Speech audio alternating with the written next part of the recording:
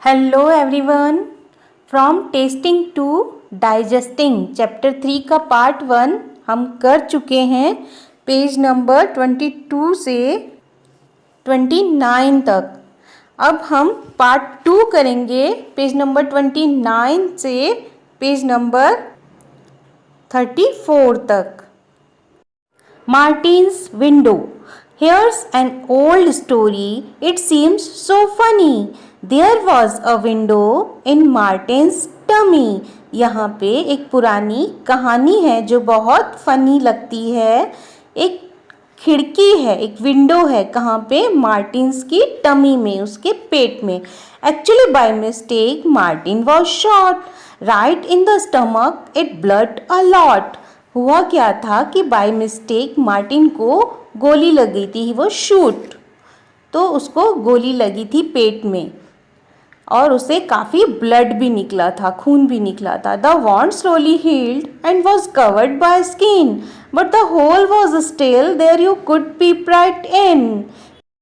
जो उसका घाव था वो धीरे धीरे भरने लगा था और उस पर एक स्किन भी आने लगी थी, कवर्ड बाय स्किन। वो धीरे धीरे स्किन से कवर भी होने लगा था। But the hole was still there, वो जो छेद था वो वहीं था, आप उसमें झांक सकते थे। पीप माना झांक सकते। You could peep right in.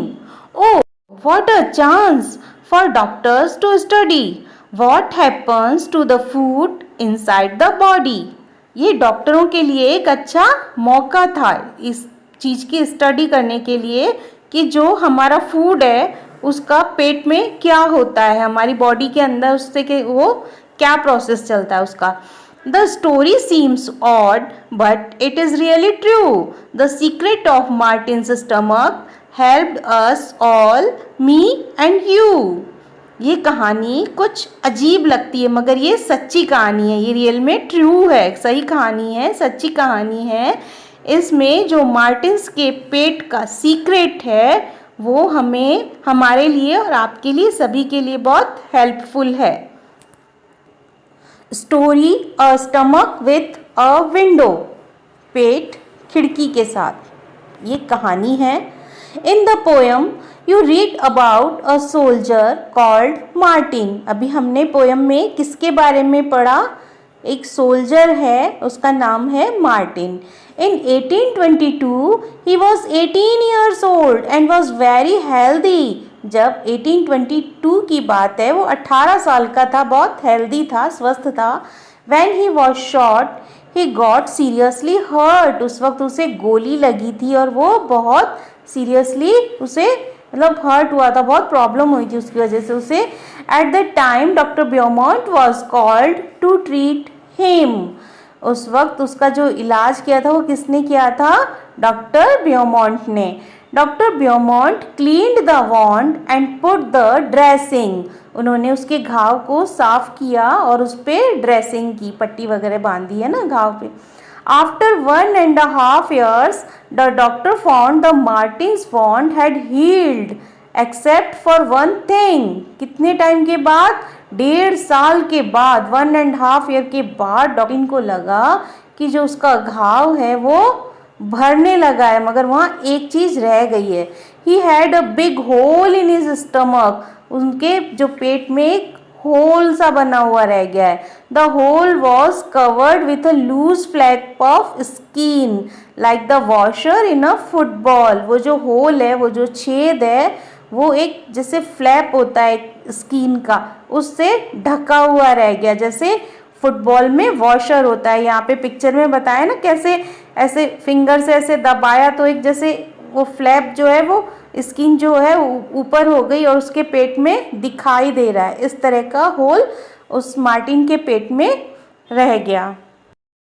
Press the skin and you could pip into Martins stomach. उसकी स्किन को ऐसे प्रेस करके आप उसके पेट में देख सकते हो। Not only that the doctor could also take out food from the stomach by putting a tube in the whole.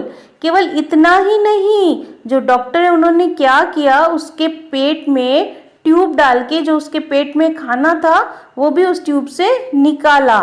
Doctor Beaumont felt he had found a treasure. Beaumont को क्या लगा कि उन्हें तो जैसे खजाना मिल गया है। Can you guess how much time he spent on doing different experiments on this stomach?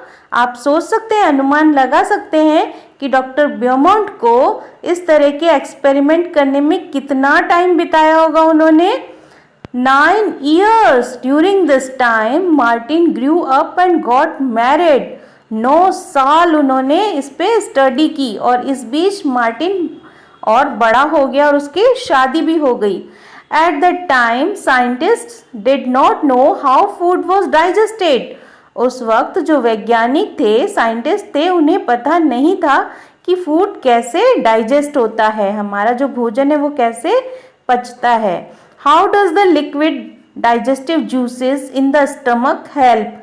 जो हमारे पेट में डाइजेस्टिव जूस होते हैं, जो लिक्विड्स होते हैं, वो क्या हेल्प करते हैं फूड को डाइजेस्ट करने में? Does it only help in making the food wet and soft? ऐसा सोचा जाता था कि शायद ये केवल भोजन को गीला और सॉफ्ट करने के काम आते हैं ये जूस। और does it also help in digestion? और शायद ये मतलब इनको डाइजेस्ट करने में भी हेल्प करते होंगे। Doctor Beaumont took some liquid juices out of the stomach. उन्होंने उसके पेट से कुछ लिक्विड जो डाइजेस्टिव जूसेस थे वो निकाले। He wanted to see what would happen to a food item kept in a glass filled with it. उन्होंने देखा कि वो जो डाइजेस्टिव जूस है उसको मैं किसी ग्लास में रखता हूँ, ऐसा उन्होंने कहाँ किया? उनकी जो लेबोरेटरी थी वहाँ पे ये सारे उन्होंने एक्सपेरिमेंट किए। एक ग्लास में वो जो पेट में से निकाले हुए डाइजेस्टिव जूस थे उनको उन्होंने उसमें रखा। Would it get digest on its own? उन्होंने देखा कि क्या ये ही अपने आप डाइजेस्ट कर देते हैं। For this he did an experiment. उन्होंने इसके लिए एक एक्सपेरिमेंट किया, एक प्रयोग किया। With the help of a tube he took out some digestive juice from the stomach. फिर उन्होंने जो डाइजेस्टिव जूस है वो एक ट्यूब से निकाले पेट में से। At 8:30 AM he put 20 tiny pieces of boiled fish in 10 millilitre of the juice. उन्होंने 10 ml 10 मिलीलीटर बहुत थोड़ा सा होता है, उसमें सुबह 8:30 पे 20 छोटे छोटे पीस बॉइल्ड फिश के उसमें डाल दिए उस डाइजेस्टिव जूस में। He kept the glass at the same temperature as that of our stomach. जो जिस टेम्परेचर में हमारा स्टमक में वो डाइजेस्टिव जूस काम करते हैं उसी टेम्परेचर में उस ग्लास को रखा। About 30 degree centigrade. कितने टेम्परेचर पे? 30 डिग्री सेंटीग्रेड पे। When he checked at 2 PM, he found that the pieces of fish had dissolved. और जब 2 बजे उन्होंने देखा तो देखा कि वो जो सारे पीस है वो सारे उसमें डिसॉल्व हो गए हैं, उस डाइजेस्टिव जूस में बिल्कुल मिक्स हो गए हैं। Doctor Beaumont tried this experiment with different food items. फिर डॉक्टर ब्योमंट ने ये जो अलग अलग एक्सपेरिमेंट है वो अलग अलग फूड आइटम्स डाल डाल के उन्होंने देखे। He gave Martin the same food at the same time and then compared how long it took for food to be digested in the glass and in Martin's stomach. वो क्या करते थे, उसी टाइम पे वो ही फूड मार्टिन को देते थे और वो ही फूड उस ग्लास में भी डालते थे जिसमें डाइजेस्टिव जूस थे, और वो पता करते थे कि कितना टाइम ग्लास में लगा और कितना टाइम मार्टिन के स्टमक में लगा फूड को डाइजेस्ट होने में। He recorded his observation in a table. और उन्होंने अपना ये जो ऑब्जर्वेशन है उसकी एक टेबल बनाई, पूरा एक रिकॉर्ड बनाया। Here is a part of his observation table. उनकी जो ऑब्जर्वेशन टेबल थी उसका एक पार्ट यहाँ पे बताया है। Number food item, time taken for digestion, in the stomach, in the glass with digestive juice. पेट में कितना टाइम लगा और डाइजेस्टिव जूस जो ग्लास में थे उसमें जब फूड आइटम डाला तो उसमें कितना टाइम लगा। पहला नंबर फूड आइटम उन्होंने क्या डाला? अनबॉइल्ड मिल्क, जो कच्चा दूध है, बिना बॉईल किया दूध है वो। तो मार्टिन के पेट में उसको कितना टाइम लगा? इन द स्टमक 2 hours 15 minutes। और वो ही जो ग्लास है उसमें 4 hours 45 minutes। जो अनबॉइल्ड मिल्क है, कच्चा दूध है, वो मार्टिन के पेट में डाइजेस्ट हुआ 2 hours 15 minutes में, और ग्लास में डाइजेस्ट हुआ 4 hours 45 minutes में। मतलब स्टमक से में जितने टाइम में वो डाइजेस्ट होता है उससे डबल से ज़्यादा टाइम ग्लास में डाइजेस्ट होने में लगा है।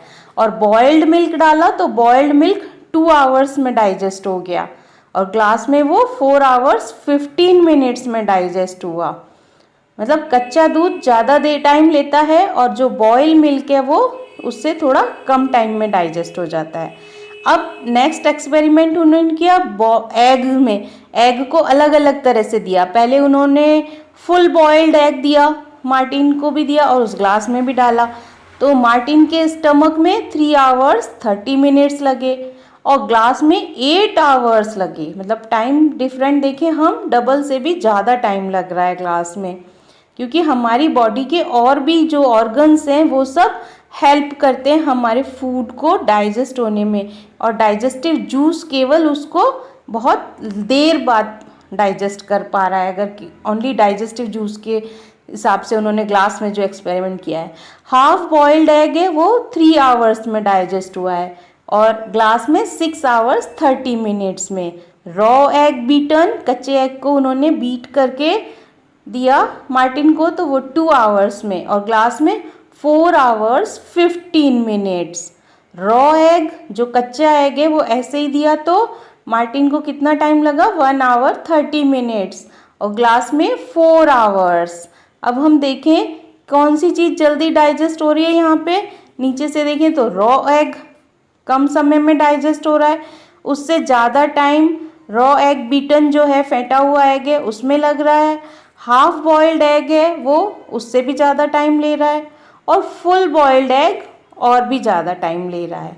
ठीक है, ये डिफरेंस है इसमें, और उससे भी डबल टाइम वहाँ पे ग्लास में लग रहा है। So what does our stomach do? तो हम देखें हमारा पेट क्या करता है। Doctor Beaumont did many experiments and find out many secrets about digestion.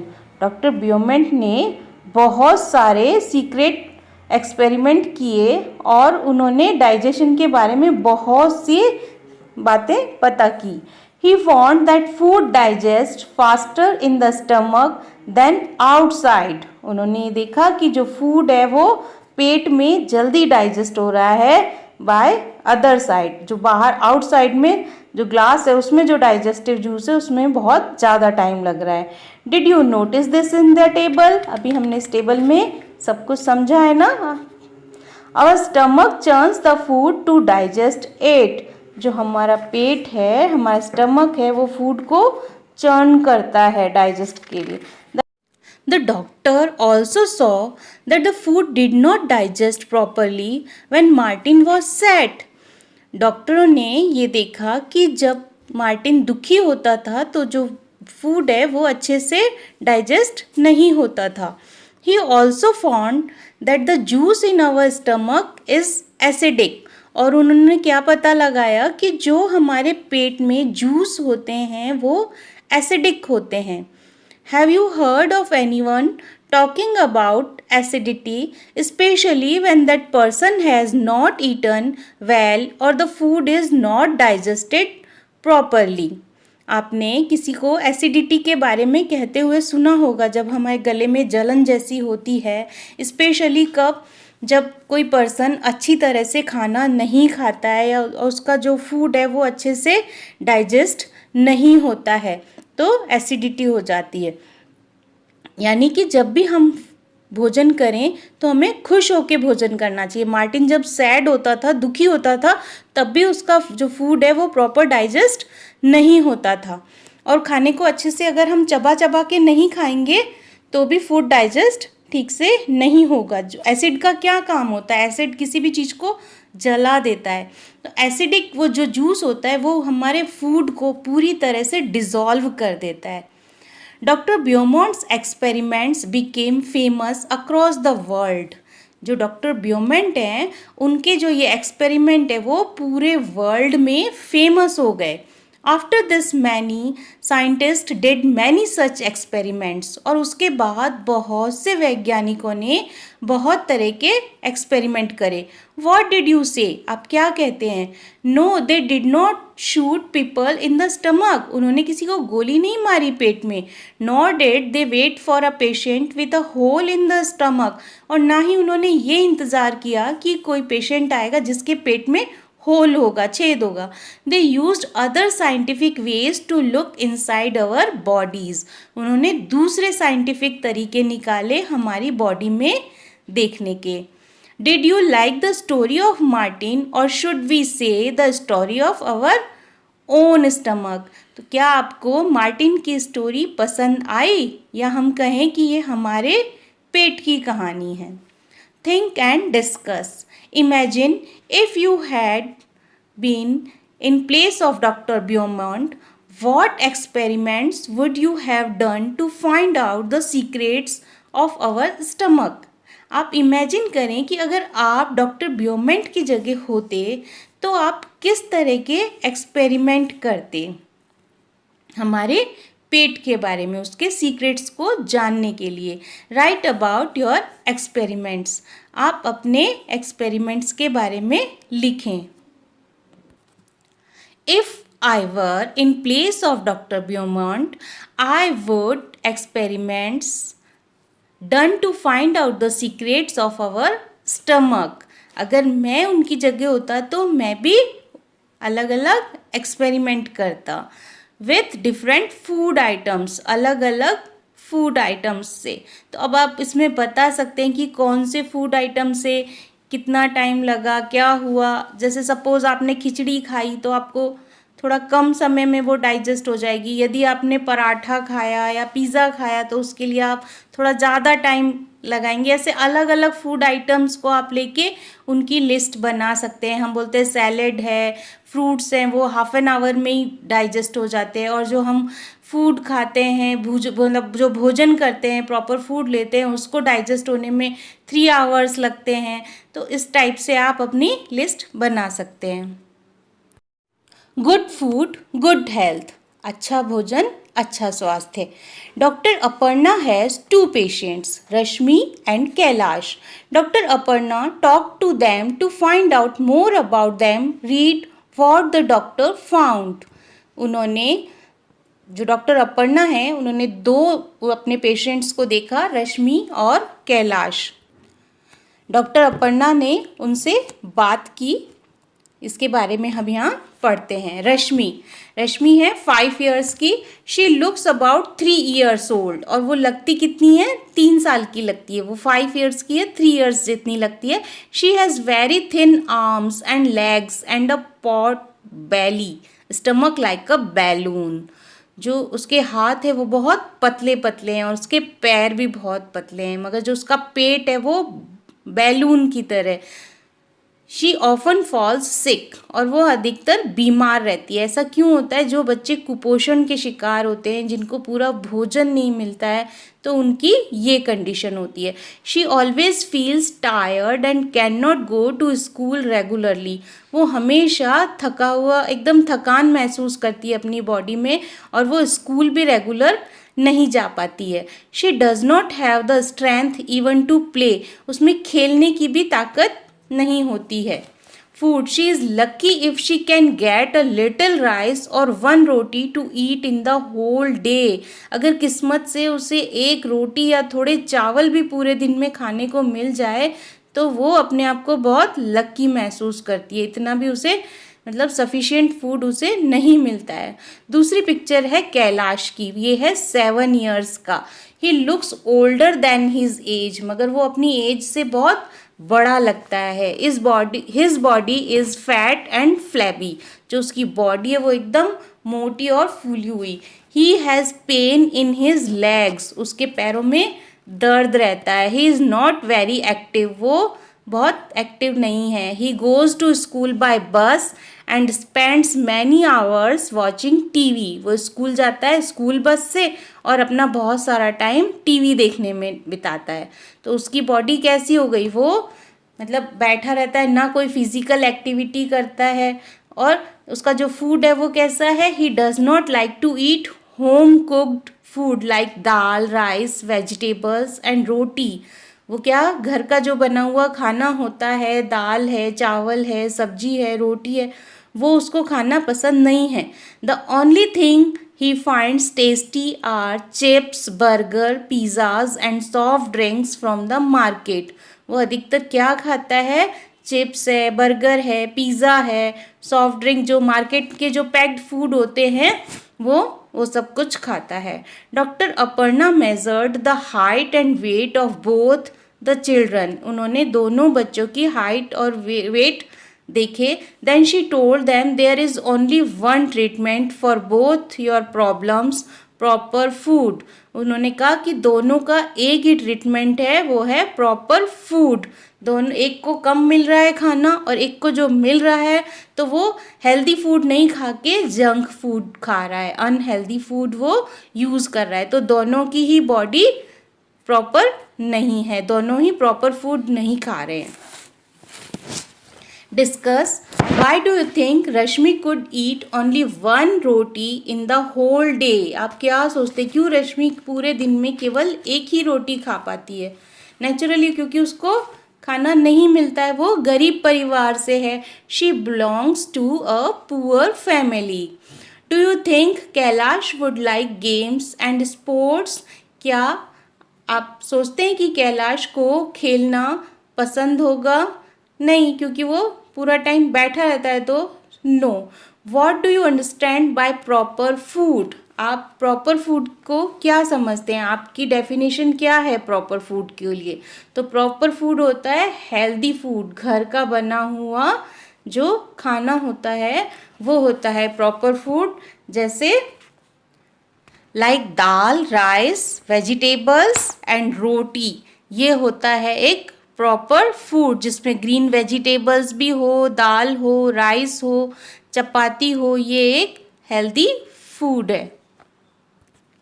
Why do you think that the food of Rashmi and Kailash was not proper? आपको क्यों लगता है कि रश्मि और कैलाश दोनों का ही जो फूड है वो प्रॉपर नहीं है? रश्मि हैव नॉट सफिशिएंट फूड, जो रश्मि है उसको तो पूरा सफिशिएंट फूड मिलता ही नहीं है, और जो कैलाश है वो जंक फूड खाता है। तो Kailash Yeats only junk food, तो इसीलिए दोनों का फूड प्रॉपर नहीं है। Now find out, talk with your grandparents or elderly people and find out what they ate and what work they did when they were of your age. आप अपने जो grand parents हैं, अपने घर के जो बड़े लोग हैं, उनसे आप बात करें और पता लगाएं कि वो जब आपके जितने थे, आपकी एज के थे, तो वो क्या क्या काम करते थे और किस टाइप का वो फूड लेते थे। तो नेचुरली वो बताएंगे कि हम तो घर का बना हुआ ही खाना खाते थे, घर की छाछ, दूध, दही, हरी सब्जियाँ, घर की बनी हुई रोटी, मतलब मिक्स जो ग्रेन्स होते हैं उनकी चपाती भी हमारे जो बड़े लोग हैं वो बहुत ज़्यादा खाते थे। मक्का है, बाजरा है, गेहूँ है, चना है, सभी चीज़ वो यूज़ करते थे। Now think about your self, your daily activities and daily diet.